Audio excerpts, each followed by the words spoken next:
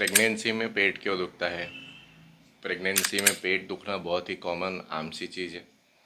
Pregnancy में पेट क्यों दुखता है? पेट दुखने के क्या कारण हैं? क्या प्रेगनेंसी में पेट दर्द हो तो हमको घबराने की ज़रूरत है? क्या प्रेगनेंसी में पेट दर्द हो तो नॉर्मल डिलीवरी के पेन चालू हो जाता है? प्रेगनेंसी में पेट दर्द हो तो क्या करें, क्या दवाई लें और डॉक्टर को बताने जाएं? नमस्कार, मैं हूं डॉक्टर रजत और आप देखना शुरू कर चुके हैं हमारा यूट्यूब चैनल गायनेक विद्या और गायनेक वाला। प्रेगनेंसी में पेट दर्द होना बहुत ही कॉमन तकलीफ है। इसके बहुत सारे कारण होते हैं और बहुत मोस्टली सारे कारण नॉर्मल होते हैं, नॉर्मल फिजियोलॉजिकल चेंजेस के कारण होते हैं। 90 to 95% केसेस में हमको घबराने की ज़रूरत नहीं होती है। तो आइए आज जानते हैं कि प्रेगनेंसी में पेट दर्द होने के क्या क्या कारण होते हैं। सबसे पहला कारण होता है कि बच्चेदानी यूट्रस जो होती है, बच्चेदानी की थैली जो होती है, वो एक बहुत, जब नॉन प्रेग्नेंट साइज़ होता है तो एक छोटा सा होता है, एक छोटे बैंगन की तरह होता है। अगर मैं साधारण भाषा में बात करूं तो एक फीमेल की जितनी मुट्ठी बंद करे उस साइज़ का उसका यूट्रस होता है। जैसे जैसे उसके अंदर गर्भधारण होता है, बच्चा रहता है, तो वो बच्चेदानी बड़ी होती है।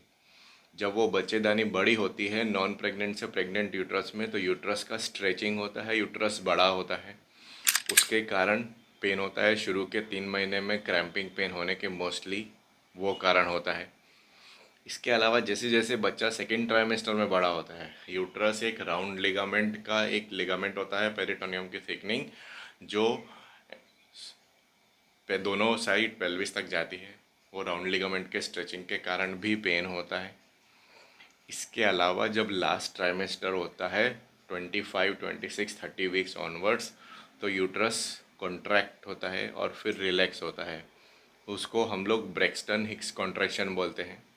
शुरू में शायद वो 2-3 सेकंड के लिए होता है, शायद दिन में 2 या 3 बार होता है। जैसे जैसे डिलीवरी का टाइम नज़दीक आता है तो वो यूट्रस का जो टाइट होता है, जो पेशेंट को लगता है पेट टाइट हो रहा है, उसकी इंटेंसिटी और फ्रीक्वेंसी बढ़ जाती है। इंटेंसिटी का मतलब अगर वो पहले 2-3 सेकंड के लिए होता था तो शायद 5, 7, 8, 9 सेकंड के लिए होगा। शायद अगर पहले दिन में 1 या 2 बार होता था तो दिन में 3 या 4 बार होगा। अल्टीमेटली धीरे धीरे जैसे जैसे डिलीवरी का टाइम नज़दीक आएगा, यही Braxton Hicks contraction labour pain में कन्वर्ट होते हैं। भगवान ने ये ब्रैक्सटन हिक्स कॉन्ट्रैक्शन इसलिए बनाए हैं क्योंकि अगर आप देखें, यूट्रस का एक अपर सेगमेंट होता है और लोअर सेगमेंट होता है। फंडस से लेके इंटरनल यूट्राइन ऑस तक अपर सेगमेंट बोलते हैं, और इंटरनल यूट्राइन ऑस से एक्सटर्नल यूट्राइन ऑस तक जो सर्विक्स का पार्ट होता है उसको हम लोग लोअर यूट्राइन सेगमेंट बोलते हैं। शुरू में यूट्रस कोनिकल शेप का होता है। जैसे जैसे ब्रैक्सटन हिक्स कॉन्ट्रैक्शन का काम क्या होता है, यूट्रस थोड़ा सा कॉन्ट्रैक्ट करेगा, फिर रिलैक्स करेगा, फिर कॉन्ट्रैक्ट करेगा, फिर रिलैक्स करेगा, तो उसका मेन पार्ट ये होता है अपर यूट्राइन सेगमेंट जो होता है उसी के डायामीटर में लोअर यूट्राइन सेगमेंट को करना। तो धीरे धीरे formation of lower uterine segment और from a conical uterus to a cylindrical tube बनाने का काम करना। इससे बच्चा नीचे उतरता है और अल्टीमेटली डिलीवरी के टाइम पे वही Braxton Hicks contraction labour pain में कन्वर्ट हो जाते हैं। तो बहुत सारे लोगों का ये डर रहता है कि कहीं ये Braxton Hicks contraction labour pain तो नहीं, तो उसका कैसे पता चलेगा। पहली बात तो लेबर पेन नॉर्मली जो एक्सपेक्टेड डेट ऑफ डिलीवरी होती है, जो आपको एक्सपेक्टेड डिलीवरी की कन्फाइनमेंट की डेट है, उसके आसपास होते हैं। जो ट्रू लेबर पेन होता है उसको हम लोग कोई भी पेन किलर दें तो उससे वो रिलीफ नहीं होता है। अगर हम लोग कोई भी साइक्लोपाम या बस्कोपान ऐसा कोई भी एंटीस्पास्मोड की टैबलेट दें तो उससे रिलीफ नहीं होता है। ट्रू लेबर पेन के साथ कभी कभी फीमेल को स्पॉटिंग या म्यूकस स्टेन्ड ब्लड डिस्चार्ज भी होता है, जिसको हम लोग शॉ बोलते हैं। और ट्रू लेबर पेन्स के साथ सर्वाइकल डायलिटेशन होता है, नीचे की जगह खुलती है, उसको हम लोग ट्रू लेबर पेन बोलते हैं। ब्रैक्सटन हिक्स कॉन्ट्रैक्शन जो फॉल्स लेबर पेन भी कभी कभी हो सकता है, इन दोनों में ये फ़र्क होता है। शुरू के 3 महीने में बहुत सारे फीमेल्स को एब्डोमिनल पेन होता है, क्रैम्पिंग होता है, तो उनको इस बात का डर रहता है कि कहीं ये पेन हमको मिसकैरेज एबॉर्शन तो नहीं करा देगा। मोस्टली 95 to 99% केसेस में एब्डोमिनल क्रैम्पिंग, यूट्राइन क्रैम्पिंग पहले 3 महीने में नॉर्मल होता है। वो ग्रोइंग पेन्स ऑफ प्रेगनेंसी होता है, यूट्रस के स्ट्रेचिंग के कारण होता है। और मैक्सिमम केसेस में कोई प्रॉब्लम नहीं होता है। हम लोग हमारे फीमेल्स को एक एंटी स्पाज्मोडिक का टैबलेट दे के रखते हैं। उनको बोलते हैं कि अगर आपको सीवियर पेन हो, आपसे सहन नहीं हो रहा है, तो आप एक साइक्लोफार्म का टैबलेट ले लें एंटी स्पाज्मोडिक। उसके अंदर ड्रोटावरिन और डाइसाइक्लोमिन और पैरासीटामोल का कॉम्बिनेशन होता है, जो प्रेगनेंसी को और बच्चे को हार्म नहीं करेगी। वो लेने में कोई नुकसान नहीं है। लेकिन अगर एक से ज़्यादा पेन हो रहा है, एक बार से टैबलेट लेने में रिलीफ नहीं मिल रहा है, अगर उस पेन के साथ ब्लीडिंग भी हो रहा है, तो फिर डॉक्टर को बताने की ज़रूरत है। जो थ्रेटेंड एबॉर्शन होता है, जो इनकम्प्लीट एबॉर्शन होता है, उसमें और खाली पेन में फ़र्क क्या होता है? थ्रेटेंड एबॉर्शन में ब्लीडिंग भी होती है। थ्रेटेंड एबॉर्शन में सर्वाइकल लेंथ कम भी होती है और सर्विक्स ओपन भी होता है, और कभी कभी ब्लीडिंग या स्पॉटिंग होती है। तो अगर ये एब्डोमिनल पेन या क्रैम्पिंग के साथ फीमेल फर्स्ट ट्राइमेस्टर पहले 3 महीने में आती है, तो सिंपल चीज़ है, हमको 2 चीज़ें करना है। एक अल्ट्रासाउंड करना है। अल्ट्रासाउंड करके बच्चे की प्रेगनेंसी की वायबिलिटी देखनी है कि फीटल एक्टिविटी है कि नहीं, और दूसरा चीज़ देखना है कि सर्विक्स में ऑस में ओपन है कि नहीं, और तीसरा चीज़ कि उसको जो प्लेसेंटा फॉर्म हो रहा है उसके नीचे सब कोरियोनिक रेट्रोप्लेसेंटल हेमेटोमा या कलेक्शन है कि नहीं, क्योंकि कभी कभी उसके कारण भी पेन होता है। अगर पेशेंट को सब कोरियोनिक हेमरेज है, रेट्रोप्लेसेंटल कलेक्शन है, पर प्रेगनेंसी वायबल है, तो हम लोग हाई डोज ऑफ प्रोजेस्टेरोन या हार्मोनल सपोर्ट या फिर डाइडोजेस्टेरोन टैबलेट दे के उसको पेन को सप्रेस करते हैं। मोस्ट ऑफ द केसेस में कोई प्रॉब्लम नहीं होता है। लेकिन हमारी प्रैक्टिस में सबसे ज़्यादा जो एब्डोमिनल पेन के कारण है वो है डाइजेस्टिव डिस्टर्बेंसेस। प्रेगनेंसी में वैसे भी प्रोजेस्टेरोन हार्मोन के कारण इंटेस्टिनल स्टेसिस होता है, इंटेस्टिन की मोटिलिटी कम होती है, जिसके कारण पेशेंट को कॉन्स्टिपेशन रहता है, पेशेंट को गैस रहता है, पेशेंट को फीमेल को एसिडिटी रहता है। और उसके ऊपर हम लोग प्रेगनेंसी में आयरन की टैबलेट्स भी देते हैं। कुछ पेशेंट्स को, जैसे मैंने आगे की वीडियोस में बताया, कि हम लोग एस्पिरिन के टैबलेट्स भी देते हैं। कभी कभी कुछ पेशेंट्स को जिनको डायबिटीज़ होता है या पीसीओडी होता है, उनको मेटफॉर्मिन के टैबलेट्स भी चालू होती हैं। कभी कभी कुछ पेशेंट्स को प्रोटीन का पाउडर भी चालू होता है। तो ये सारी चीज़ों के कारण भी गैस्ट्रो इंटेस्टिनल डिस्टर्बेंस, आंतड़े की डिस्टर्बेंस बढ़ जाती हैं, जिसके कारण भी पेशेंट को तकलीफ होती है। तो जब हम लोग, हमारे पास पेशेंट अगर पहले 3 महीने में एब्डोमिनल पेन करके आता है, तो सबसे पहले हम सारे पेशेंट्स को स्टैंडर्ड साइक्लोपाम टैबलेट दे सकते हैं। साइक्लोपाम हुई, बस्कोपान हुई, ये प्रेगनेंसी में बहुत सेफ़ है। हम उसको ऐसा बोलते हैं कि पहले तो सबसे पहली चीज़ के पेन नॉर्मल है, उसकी आप चिंता नहीं करें। अगर ये पेन आपको ज़्यादा अनकंफर्टेबल कर रहा है, अगर ये पेन के कारण आपको बहुत तकलीफ़ हो रही है, तो आप ये साइक्लोपाम का टैबलेट ले लें। ये साइक्लोपाम का टैबलेट आप दिन में 3 बार तक ले सकते हैं। लेकिन अगर एक दिन में 3 बार लेने की ज़रूरत पड़े, तो अपने डॉक्टर को ज़रूर बताएं, और उससे कॉज पूछें कि यूरिन में इन्फेक्शन के कारण पेन है, या फिर एब्डोमिनल इन्फेक्शन, आंतड़े के इन्फेक्शन के कारण पेन है। अगर यूरिन में इन्फेक्शन नहीं है, पेशेंट को सपोज़ पेन के साथ कभी कभी वॉमिटिंग भी हो रहा है या डायरिया भी हो रहा है, तो फिर वो मोस्ट लाइकली गैस्ट्रोइंटेस्टिनल इन्फेक्शन के कारण पेन होता है। एक प्रोबायोटिक का कोर्स और एक एंटीबायोटिक का कोर्स है, वो पेन रिलीफ हो जाता है। मैंने जैसे पिछली वीडियोस में बात किया, कभी कभी किडनी स्टोन के कारण भी पेन होता है। अच्छा, अब क्या होता है कि मोस्टली तो अमूमन तो पेशेंट्स को पता होता है कि हमारे पास हमको किडनी स्टोन है और किडनी स्टोन के साथ प्रेगनेंसी है। और मैंने अपनी किडनी स्टोन वाली वीडियो में भी बताया कि किडनी स्टोन का जो पेन होता है, उसमें आइडियल तो आपको पेन किलर कॉम्बिफ्लाम या वोवेरन से असर पड़ जाता है। लेकिन हम लोग प्रेगनेंसी में कोई भी NSAID पेन किलर नहीं देते हैं, कॉम्बिफ्लाम या वोवेरन नहीं देते हैं। तो हम लोग पहला पेन किलर या तो साइक्लोपाम देंगे या फिर पैरासीटामोल देंगे, और उसी से ट्राई करेंगे रिलीफ मिलने का। सपोज़ हमने साइक्लोपाम दिया, पेशेंट को रिलीफ नहीं मिला, तो हम लोग पेशेंट का एक USG KOB करवाते हैं, अल्ट्रासाउंड किडनी यूरेटल ब्लैडर करवाते हैं, और पता चलता है कि हमको इसको रीनल स्टोन है कि नहीं। मोस्ट लाइकली 99% पेशेंट्स में रीनल स्टोन होता है। रीनल स्टोन के पेन का मेन मैनेजमेंट है प्लेंटी ऑफ हाइड्रेशन, मतलब बहुत ज़्यादा पानी पीना, या तो पानी पीना या फिर हम लोग सुई लगा के उसको बॉटल चढ़ाएं, और उसके साथ एंटी स्पाज्मोडिक, और प्रेगनेंसी में NSAID के नाम पे खाली हम लोग पैरासीटामोल नाम के पेन किलर देते हैं, और 99% केसेस में इससे फ़र्क पड़ जाता है।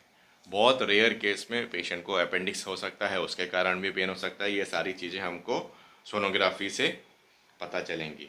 अच्छा, क्या ये पेन से प्रेगनेंसी में फ़र्क पड़ सकता है? जैसा मैंने बताया, अगर पहले 3 महीने का पेन है, हम लोग सोनोग्राफी करके देखेंगे, सर्विक्स लेंथ बराबर है, ब्लीडिंग नहीं है, रेट्रोप्लेसेंटल कलेक्शन नहीं है और बच्चे का वाइबिलिटी नॉर्मल है, तो 99% पेन से प्रेगनेंसी में फ़र्क नहीं पड़ेगा।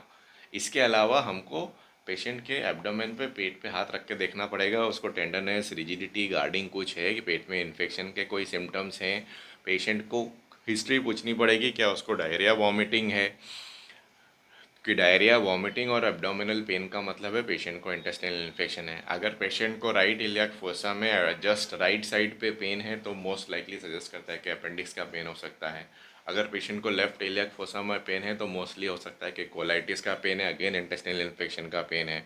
अगर पेशेंट का पेन यहाँ से यहाँ आ रहा है, लॉइन टू ग्रॉइन आ रहा है, तो मोस्ट लाइकली इसका मतलब है कि पेशेंट को रीनल स्टोन का पेन है। तो हमको डिपेंड करता है कि पेन का कारण क्या है, उसके ऊपर हमको उसका इलाज करना है कि नहीं करना है। कभी कभी पेशेंट को यहाँ ये रिब्स पे पेन होता है, वो स्पेशली 5, 7वें, 8वें महीने पे होता है। जैसे जैसे बच्चा ग्रो करता है, हमारी जो रिब्स होती हैं वो रिब्स यहाँ से थोड़ा सा हल्का सा स्ट्रेच होती है और वो स्ट्रेचिंग पेन होता है और उसका कोई इलाज नहीं होता है। खाली कोई भी local application of analgesic, move, Iodex, कोई भी मलहम लगा सकते हैं और हॉट वाटर बैग लगाएंगे। इसका खाली एक डिलीवरी इलाज होता है। ठीक है, जैसे मैंने बताया, मोस्ट लाइकली डाइजेस्टिव इश्यूज होते हैं। अगर उसको जीआई इन्फेक्शन नहीं है तो मोस्टली या तो कॉन्स्टिपेशन के कारण थोड़ा सा पेन रहेगा या फिर उसको एसिडिटी के कारण पेन रहेगा। और कॉन्स्टिपेशन के कारण पेन रहेगा तो पहला हमारा सॉल्यूशन रहेगा plenty of fluid, plenty of fibre and low spicy food. मतलब पानी ज़्यादा पिएं और फाइबर मतलब सैलड ज़्यादा खाएं, नींबू पानी ज़्यादा पिएं और थोड़ा सा मोबाइल रहें, सीडेंट्री लाइफस्टाइल कम करें। यही सेम ट्रीटमेंट हम लोग एसिडिटी के लिए भी बोलते हैं। एसिडिटी के लिए स्मॉल फ्रीक्वेंट फूड्स, आप प्रॉप्ड अप पोजीशन में रहें, एक साथ बहुत ज़्यादा नहीं खाएं, तीखा तला हुआ नहीं खाएं, ज़्यादा रिफाइंड और प्रोसेस्ड फूड नहीं खाएं। इसके बाद भी अगर पेशेंट को पेन रहता है तो हम लोग कोई भी कार्मिनेटिव, कोई भी एंटासिड सिरप या फिर एसओएस बेस पे हम लोग सोडा या इनो बोल सकते हैं। उससे भी नहीं फ़र्क पड़ेगा तो फिर हम लोग एंटासिड टैबलेट्स या फिर एंटासिड प्रोटॉन पंप इनहिबिटर, पेंटोपेराजोल या ओमेपेराजोल जैसा कुछ टैबलेट्स देते हैं। कितना देर प्रेगनेंसी में पेन रहता है हर एक पेशेंट में अलग अलग होता है, डिपेंड करता है कॉज पे। जैसे मैंने बोला कि अगर रीनल स्टोन होगा तो 1 घंटे तक पेन रहेगा, अगर अपेंडिक्स का पेन रहेगा तो भी 1, 1.5 घंटे तक रहेगा और उसका हमको इमीडिएट इलाज करना पड़ेगा। अच्छा, लास्ट 3 मंथ्स में कभी कभी ऐसा होता है कि बच्चा घूमता है तो उसके कारण भी पेन होता है, वो नॉर्मल है, उसका हम लोग कुछ नहीं कर सकते। आपको पेन ज़्यादा तकलीफ है और पेन से प्रेगनेंसी को तकलीफ हो सकता है, ऐसा हमको कब पता चलेगा और डॉक्टर को हमको कब बताना चाहिए? जैसे मैंने बताया, आपको पेन हुआ घर पे, हम लोग हमारे सारे पेशेंट्स को बोलते हैं आप साइक्लोपाम का टैबलेट रखें। साइक्लोपाम का टैबलेट लेने से होपफुली 2 से 3 घंटे में आपको पेन फ़र्क पड़ जाएगा। लेकिन या तो पेन थोड़ा सा कम हो गया, 3, 4 घंटे के बाद दोबारा हुआ, या फिर पेन में बिल्कुल फ़र्क नहीं पड़े, तो फिर आप डॉक्टर को बताएं। अच्छा, यूरिन में इन्फेक्शन के कारण भी लोअर एब्डोमिनल पेन होता है और वो टिपिकली जस्ट एकदम जहाँ हमारा नॉर्मल यूट्रस होता है अम्बिलिकस के नीचे वहाँ होता है। अगेन उसका भी हम सेम ट्रीटमेंट करते हैं, प्लेंटी ऑफ फ्लूइड्स और एक ओरल एंटीबायोटिक। और प्रेगनेंसी में यूरिन में इन्फेक्शन वाला जो पेन होता है वो कभी कभी उसमें यूरिन में बैक्टीरिया नहीं आते हैं, यूरिन में पस फॉर्मेशन नहीं होता है। तो पहला हमारा ट्रीटमेंट होता है कि पेशेंट को बोले आप प्लेंटी ऑफ फ्लूइड्स लें, 2 से 3 दिन वेट करें और एसओएस आप पेन किलर लें साइक्लोपाम जैसा। उससे नहीं फ़र्क पड़े 3 दिन के अंदर तो फिर हम लोग पेशेंट को यूरिनरी एंटीबायोटिक स्टार्ट करते हैं।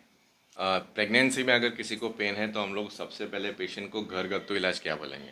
सबसे पहले बोलेंगे कि आप आराम करें, रेस्ट करें जब तक आपको ठीक लगे। कभी कभी चेंज ऑफ पोजीशन से थोड़ा सा आराम मिल जाता है, अगर आप लेटे हैं तो बैठे हैं तो थोड़ा सा हल्का सा चलें। कभी कभी उस पेशेंट को बोलेंगे आप थोड़ा हल्का गुनगुना गर्म पानी पिएं। हल्के से गर्म पानी में आप थोड़ा सा वॉश लें, शॉवर लें। आप थोड़ा सा इनो पी सकते हैं, सोडा पी सकते हैं। रात को अगर पेट में पेन हो रहा है तो आप ट्राई करें कि रात का आप खाना बहुत ज़्यादा हैवी नहीं खाएं, हल्का खाना खाएं।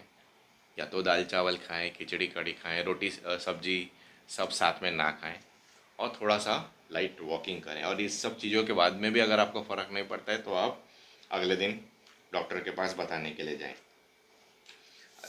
प्रेगनेंसी में क्या एब्डोमिनल पेन के लिए चिंता करने की ज़रूरत है? जैसे मैंने बताया 95 टू 99% केसेस में हमको चिंता करने की ज़रूरत नहीं होती है।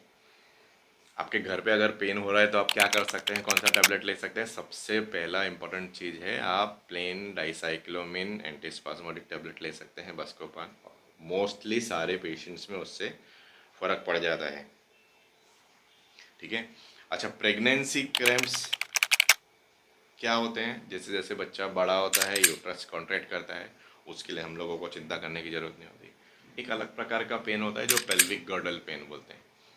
हमारी आगे की ये जो दो हड्डियाँ होती हैं जो पेल्विस बनाती हैं, उसके आगे की जो दो बोन होती है वो पेविक सिम्पाइसिस होती है और वो जॉइन करके बनती हैं। उनका जो जॉइंट होता है वो फिक्स नहीं होता है, वो कार्टिलेजनस जॉइंट होता है। जैसे जैसे प्रेगनेंसी बड़ी होती है और डिलीवरी के टाइम पे वो हल्का सा स्ट्रेच हो सकता है। तो भगवान ने वो मोबाइल जॉइंट्स बनाए हैं।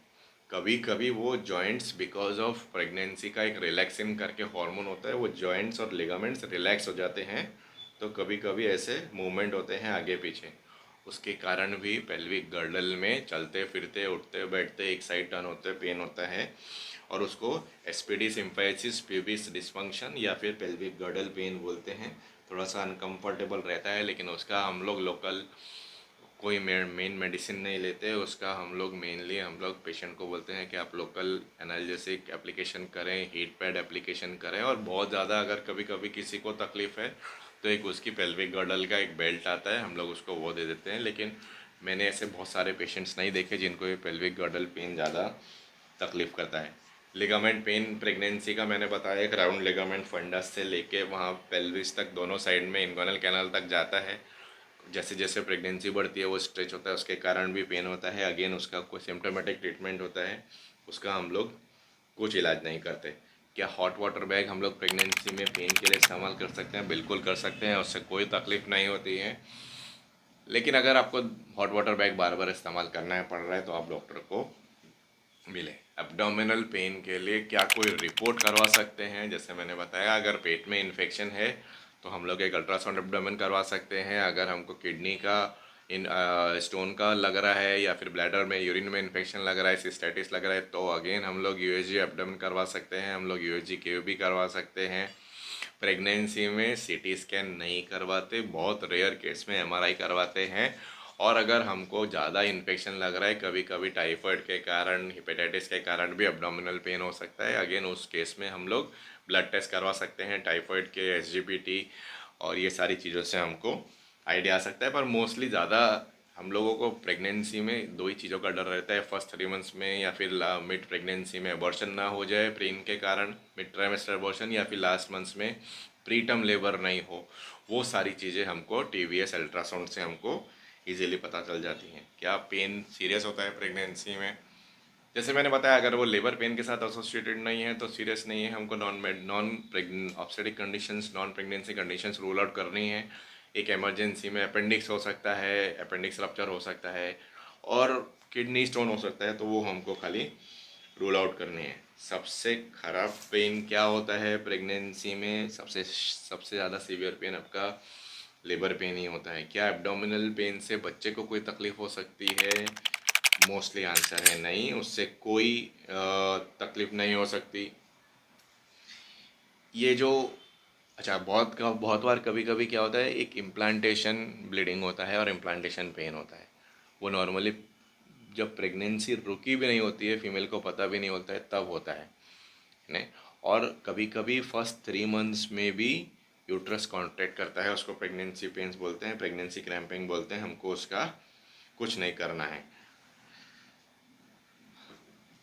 अपेंडिक्स एक हमने एक इम्पॉर्टेंट चीज़ देख ली जिसके कारण पेन हो सकता है। कभी कभी प्रेगनेंसी में ओवेरियन सिस्ट होते हैं और वो रप्चर हो जाते हैं। कभी कभी प्रेगनेंसी पेशेंट को पहले से प्रेगनेंसी में एक बड़ा फाइब्रॉइड होता है प्रेगनेंसी रहने के पहले, और प्रेगनेंसी में उस फाइब्रॉइड में रेड डिजेनरेशन होता है, मतलब प्रेगनेंट फाइब्रॉइड के अंदर चेंजेस होते हैं जिसके कारण बॉडी में लो ग्रेड इन्फ्लेमेशन होता है, low grade fever, low grade pain रहता है। तो हमको उसका कोई मेजर ट्रीटमेंट करने की ज़रूरत नहीं होती। मैक्सिमम केसेस में वो पेन अपने आप सबसाइड हो जाता है 5 to 7 डेज़ में। और ज़्यादा से ज़्यादा ज़रूरत पड़े तो आप पैरासीटामोल या साइक्लोफार्म ले सकते हैं, लेकिन उसको कंटिन्यूस डॉक्टर की मॉनिटरिंग करनी पड़ेगी और उसका बार बार हफ्ते में एक बार या 2 बार हमको अल्ट्रासाउंड करवा के देखना पड़ेगा। प्रेगनेंसी में नॉर्मल पेन अगेन मैंने आपको बताया ब्रैक्सटन हिक्स कॉन्ट्रैक्शन होते हैं। इसके अलावा लास्ट टाइम पे 8वां महीना जा रहा है, 8वां महीना कंप्लीट होने आया, 9वां महीना शुरुआत हो गया, डिलीवरी की डेट को 10-15 दिन बाकी हैं, तो पेशेंट को कैसे पता चलेगा कि ये नॉर्मल लेबर पेन है या फिर ये प्रेगनेंसी का नॉर्मल पेन है, लेबर पेन नहीं है। मैंने आगे भी वीडियो में बताया, दोबारा बताता हूँ। कभी कभी बहुत बार फॉल्स लेबर पेन होता है। फॉल्स लेबर पेन और ट्रू लेबर पेन में क्या फ़र्क होता है? सबसे पहले ट्रू लेबर पेन होता है, वो जैसे जैसे इंटेंसिटी टाइम जाता है उसकी इंटेंसिटी बढ़ती है, उसकी फ्रीक्वेंसी बढ़ती है। इंटेंसिटी बढ़ने का मतलब है जो पेट टाइट होता है वो शायद अगर स्टार्ट हुआ 10-15 सेकंड से, तो वो धीरे धीरे 20 second, 25 second, 30 second, 50 second, 60 second तक जा सकता है। और इंटेंसिटी का फ्रीक्वेंसी का मतलब है कि अगर वो पहले 2 घंटे में एक बार हो रहा था, तो धीरे धीरे 1 घंटे में 3 बार, आधे घंटे में 3 बार, 10 मिनट में 3 बार, ऐसे ऐसे बढ़ता है। दूसरा, अगर आप पेन किलर की कोई टैबलेट लेंगे, साइक्लोपाम या फिर बस्कोपान, तो उससे ट्रू लेबर पेन जो होगा वो रिलीव नहीं होता है। ऑन द कॉन्ट्ररी कभी कभी और प्रोग्रेस हो जाता है। तीसरा चीज़, true labour pain cervical dilatation मतलब नीचे की जगह खुलने के साथ एसोसिएटेड रहता है। और बहुत कुछ के पेशेंट्स में शॉ होता है, मतलब ब्लड स्टेन्ड वजाइनल डिस्चार्ज। कभी कभी किसी को हल्का सा खून जैसा पानी गिरता है, या फिर कभी कभी वो लीकिंग के साथ एसोसिएट होता है, और जब हम लोग पीवी एग्जामिनेशन करते हैं तो उसमें नीचे की सर्विक्स का डायलेटेशन हो जाता है। मैं फॉल्स लेबर पेन की बात करूँ, पेशेंट को रात को दर्द हुआ, वो गैस के कारण भी हो सकता है, कॉन्स्टिपेशन के कारण भी हो सकता है, या सिंपल यूट्राइन स्ट्रेचिंग पेन भी हो सकता है। अगर वो पेन हुआ, पेशेंट को ज़्यादा अनकंफर्टेबल है, पेशेंट ने साइक्लोफार्म का टैबलेट लिया, तो इन मैक्सिमम केसेस वो साइक्लोफार्म से रिलीव हो जाता है। फिर वो पेन आगे नहीं बढ़ता है, ना तो उसके साथ ब्लीडिंग स्पॉटिंग होती है, ना उसके साथ सर्वाइकल डायलेटेशन होता है। तो ये ट्रू लेबर पेन और फॉल्स लेबर पेन में फ़र्क है। मैं अपने सारे डिलीवरी वाले पेशेंट जिनकी अगले 5, 7, 10, 15 दिन के अंदर डिलीवरी की तारीख है, उनको साइक्लोपाम का टैबलेट दे के रखता हूँ। उनको बोलता हूँ कि अगर रात को आपको पेन हो तो पहले आप 2-3 घंटे वेट करें, पेन को सहन करें। 2-3 घंटे के अंदर पेन अगर रिलीफ नहीं होता है और आपको ज़्यादा पेन हो रहा है, तो आप साइक्लोपाम का टैबलेट लें। साइक्लोपाम से पेन रिलीफ हो जाता है 2 से 3 घंटे के अंदर, तो फिर आप अगले दिन बताने के लिए आएँ।